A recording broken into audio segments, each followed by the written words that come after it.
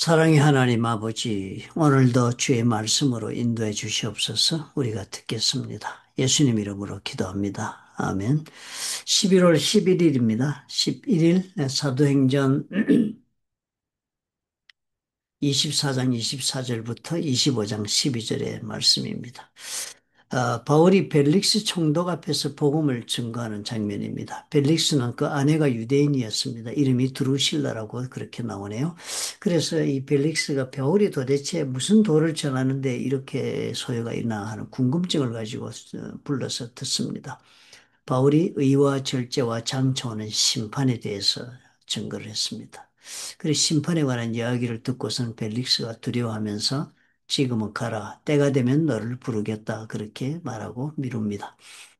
그리고서는 결국 벨릭스는 뇌물을 기대하면서 바울을 2년 동안 가둬두었다고 합니다. 총독의 임기가 2년이니까 2년이 총 임기가 찾아 다른 총독 베스도가 부임을 해옵니다.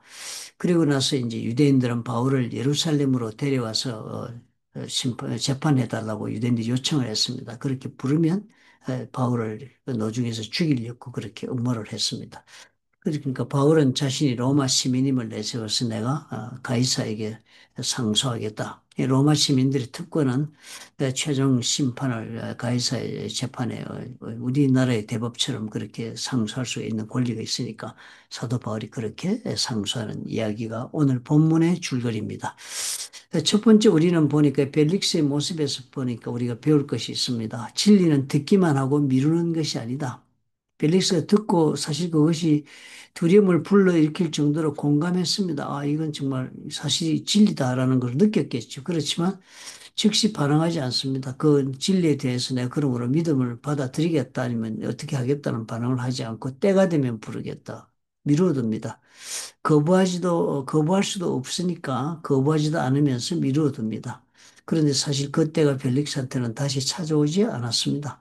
많은 사람들이 벨릭스처럼 복음을 알고도 영접하지 않고 받아들이지 않고 미루는 경우 많습니다. 조금 더 여유가 있을 때 형편이 나아지면 아니면 마음이 준비되면 이라고 말을 하지만은 진리 앞에 미루는 태도는 거절하는 것과 동일한 것이며 우리 하나님께서 그 주신 그 복음을 듣게 하시는 그때가 어쩌면 마지막 기회가 되는지도 모른다는 것을 우리가 보고 배웁니다.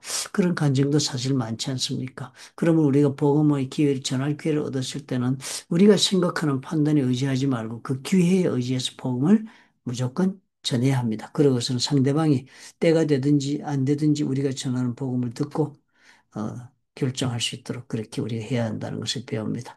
하나님의 말씀은 지금 들을 때 힘이 있는 것이죠. 은혜의 때를 미루면 마음은 점점 굳어지고 멀어집니다. 오늘 성령이 말씀하실 때 오늘이라고 일컫는 그 동안에 순종해야 한다고 히브리서 3장 15절에 적혀 있습니다.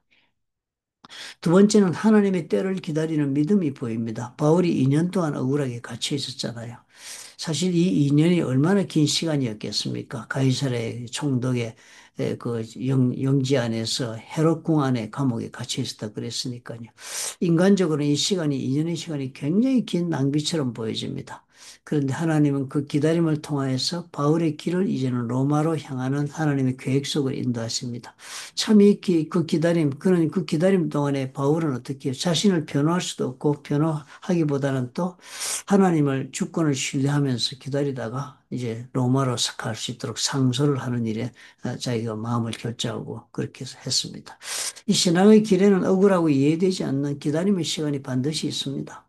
그러나 하나님의 계획은 그런 우리의 기다림 가운데서 반드시 멈추지 않고 역사하신다는 것입니다. 우리의 속도가 느리다 하더라 할지라도 그 우리 하나님의 계획은 크고 깊기 때문에 우리의 시간보다는 전혀 다른 하나님의 준비하심이 있다 하므로 우리는 기다림의 시간을 하나님 앞에 믿음으로 보낼 줄 아는 그런 성도가 되어야 하겠다. 바울의 삶을 보면서 우리가 깨닫습니다.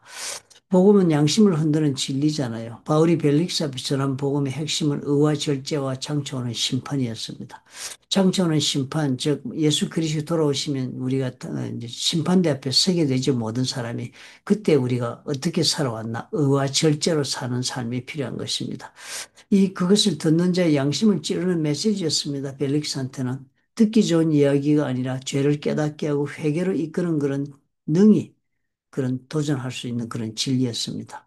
그럴 때 이 듣기 좋은 말만이 아니라 우리가 정말 이걸 보면서요. 우리 사람들과 대인관계 속에서 우리가 항상 이 정말 그리스도인의 제자로서 우리가 예수 믿는 사람으로서 우리가 늘 복음 전하는 자리에 있다는 것을 명심해야 합니다.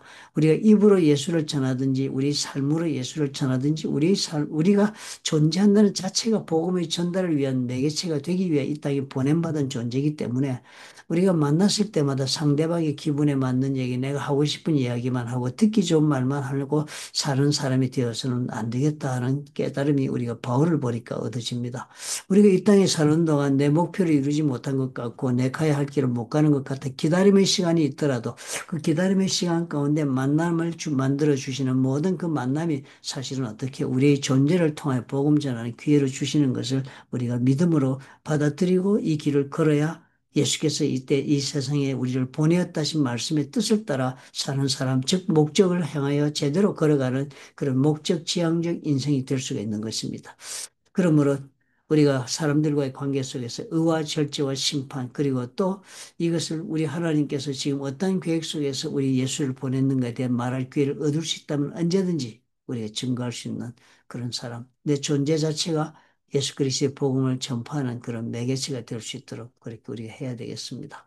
우리가 늘 듣기 좋은 말 그리고 나이스하고 좋은 편하고 쉬운 길로만 가서는 되지 않는다. 복음은 때로는 충돌을 불러일으켜야 마땅하다 하는 것을 배웁니다. 우리가 오늘 이 말씀 보고 우리 마음에 깊이 생각합시다. 복음의 말씀을 듣고도 나중에 미루고 있는 영혼은 없는가? 혹은 나는 또 그렇지 않은가? 나는 하나님께서 감동을 주시는 많은 깨달음 속에서 그 감동이 그 깨달음이 있으면 즉시로 그 말씀에 순종하고 행동으로 나아가는가 아니면 미루고 있는가?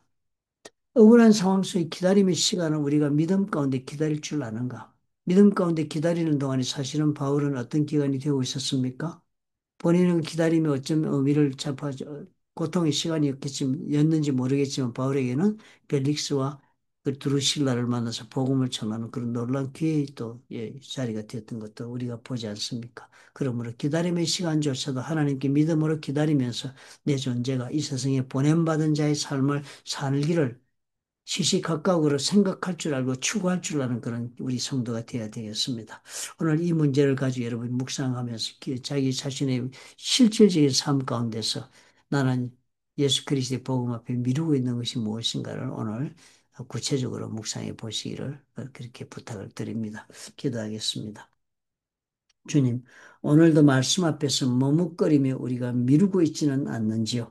지금 주시는 은혜에 순종하게 하시고 이해되지 않는 기다림 속에서도 주의 뜻을 신뢰하면서 하나님은 반드시 하나님의 계획을 가지고 우리를 인도하심을 믿고 오늘 나의 존재는 보냄받은 자의 삶을 삶에 부족함이 없도록 아버지께서 우리의 마음을 지키시고 성령의 기름 부심으로 충만케 해 주옵소서. 예수의 이름으로 기도합니다. 아멘. 기다림의 시간이 없는 인생은 없습니다.